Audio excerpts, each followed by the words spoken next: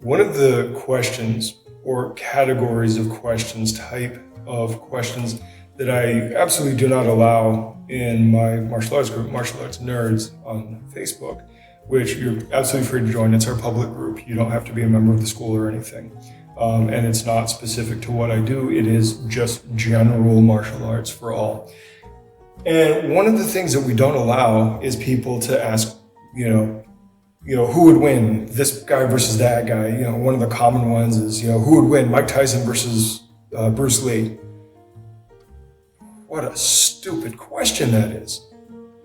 And then, people say, oh, who's better, this guy versus that guy? And then, which style is the best? Which weapon is the best?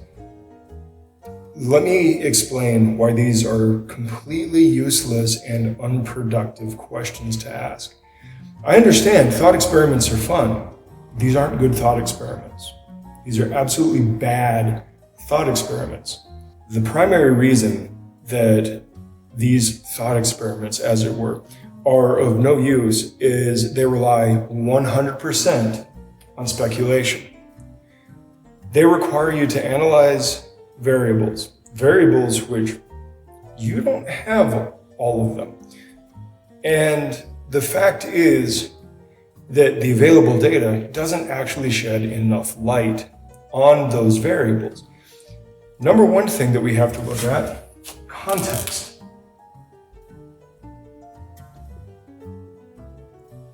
Most of these things are asked completely free of context. Which is the best? Who would win? In what regard? How? What are the criteria for best or winning or success or whatever?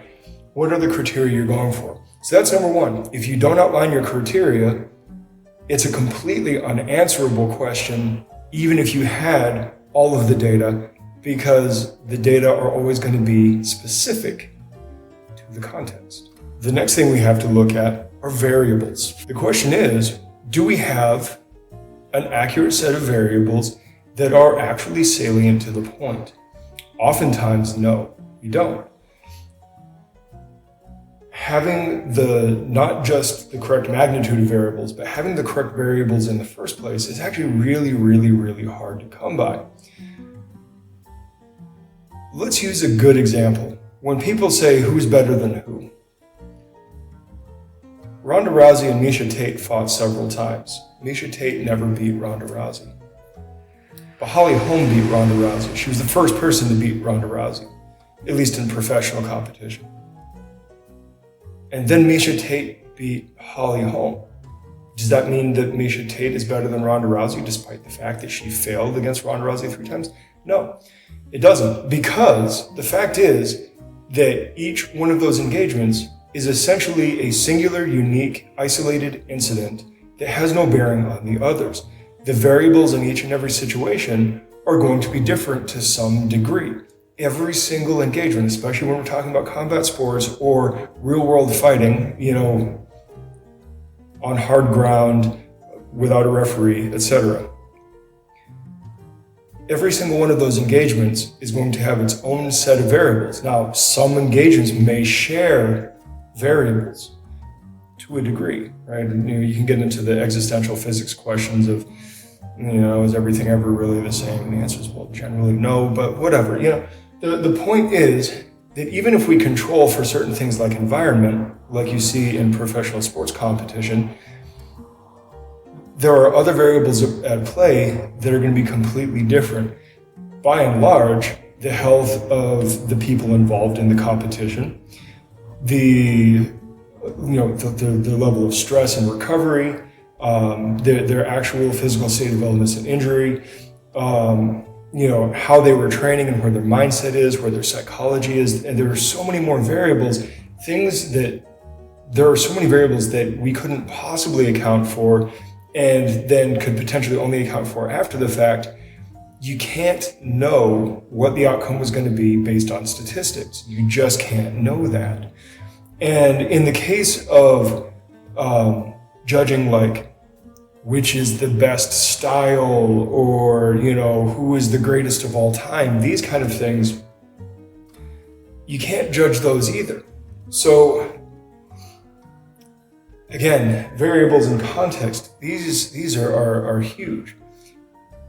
Let's talk a little more specifically about this like style versus style thing, or even the concept of, who the best in the world at doing a thing is, right? Because that's a really common argument. Instead of being a head-to-head who versus who, it's the style versus style, or determining who the best in the world is. So when it comes to determining like who's the best in the world or the greatest of all time, let's take a simple look outside of combat sports. Let's actually look at strongman competition. Mariusz Pudzianowski won World's Strongest Man 5 times. He's the only guy to win 5 times. And pretty much nobody considers him the greatest of all time. Well, why don't they consider him the greatest of all time, even if he's the only guy to achieve that one goal? Well, they say, the quality of competition wasn't as good back then. The weights weren't as heavy, they were rewarding athleticism more, so on and so forth. Okay, those are fair points. Does that mean that because competition seems like it's tougher now that we can determine who the best in the world is? Well, no. Let's take a really, really absurd example. There are 7 billion people on Earth. It is not possible for every single human being to participate in a competition to determine who the best on Earth is. Not only is there not enough time, probably in a full fucking year, for that to be determined if that were to happen, but there's just no way to get people interested enough in doing this. We also have the problem of selection or sample size.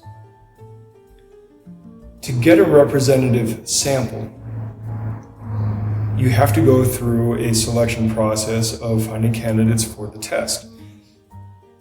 If a sample size is too small, all we can really determine from the results of the test is we need more testing, but maybe the results here are relevant, so let's hold on to these results and then just keep on doing more testing. Problem is, the longer time it takes, you move into new generations of people, and those new generations will kind of cancel out the old generations, and then we get back into that problem like we had with Ronda Rousey versus Miesha Tate. Well, because one person beat another and then somebody else beat them doesn't mean that the first and third can beat each other. That's not how competition works, right? Because every individual engagement is kind of the same. It is kind of a singular, isolated incident. So on the absurd example, right? Not only do you not actually have the actual data, but you don't even have a strong sample size. Now we could say, hey, people are kind of self-selecting for this. People who are good at a thing will go and do the competition. Okay, assuming that's largely true, when we're talking about the wide world of combat sports, not everybody competes in the same competition. Not only do many styles have their own competitions, and somebody could be potentially the best in the world at a thing, but be competing in a different competition because they just happen to maybe prefer that competition. You can absolutely excel at something, not enjoy doing it, and go do something else.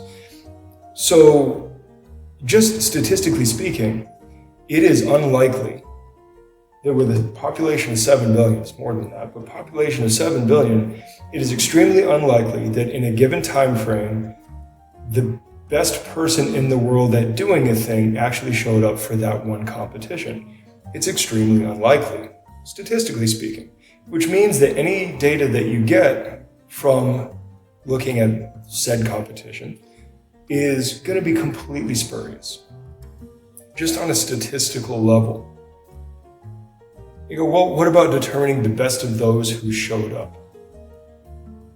Well, that's okay, but then that's only going to be relevant within a certain time frame, within a certain amount of competition where people were actually competing against one another head to head, and there was enough overlap between them where you can say, hey, this guy kind of clearly came out on top and won more than those other guys. And that's only going to fit in within that very specific time frame within that very specific competition, right? And that includes like weight class and organization and things like that.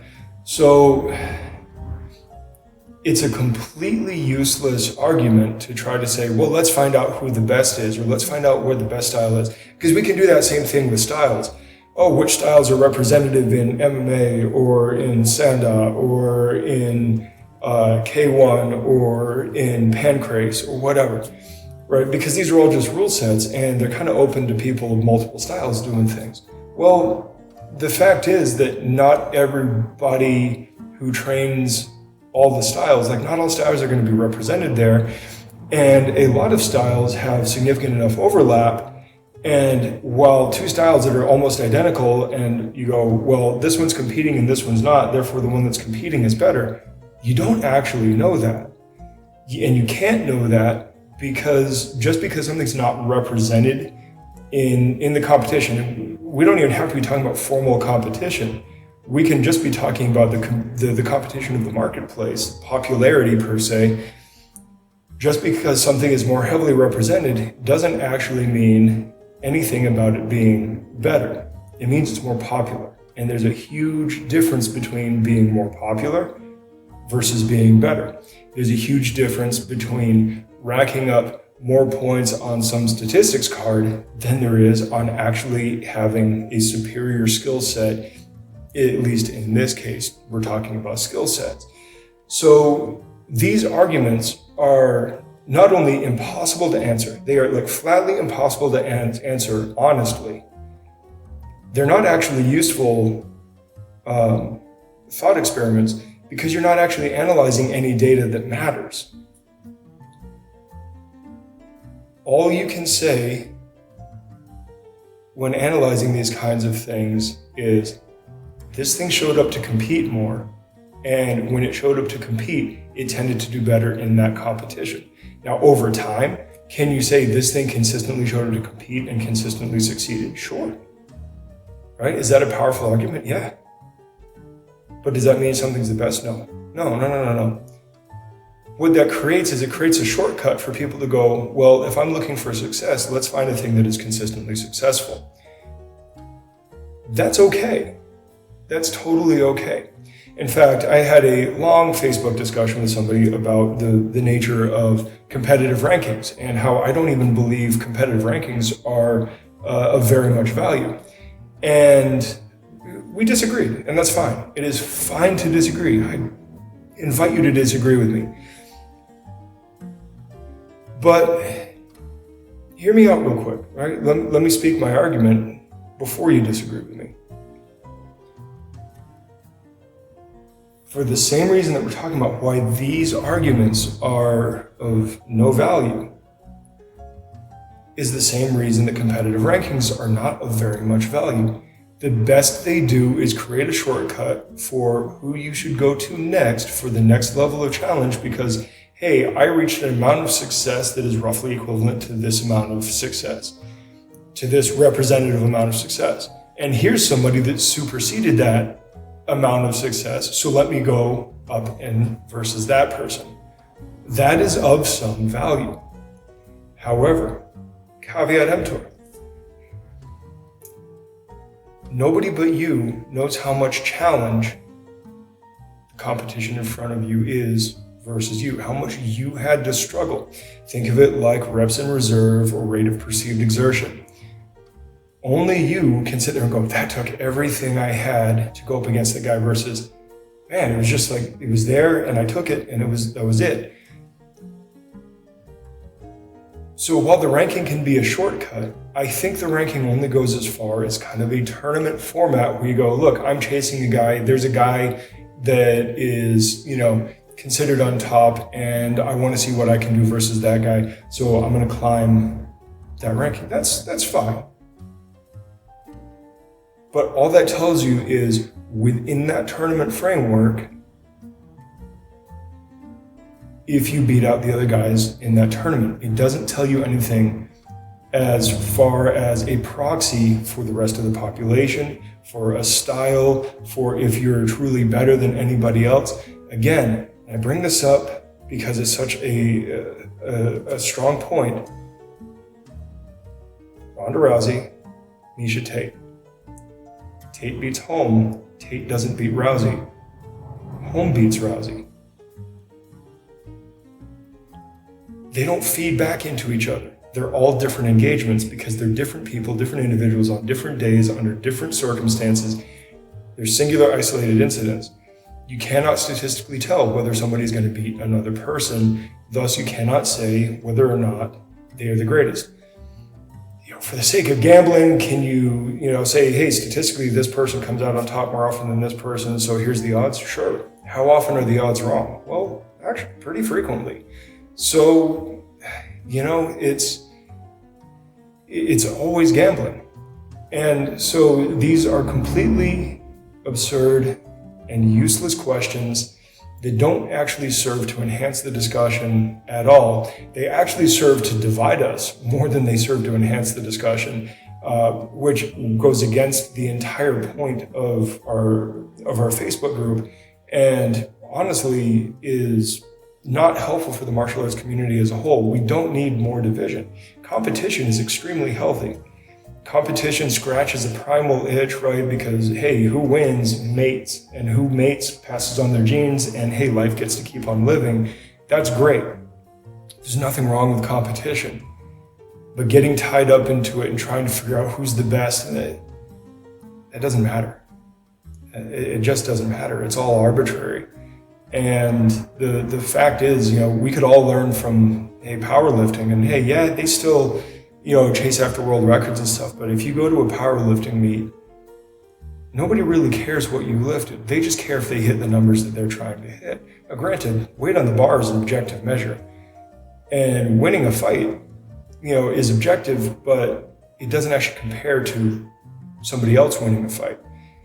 They're two different things.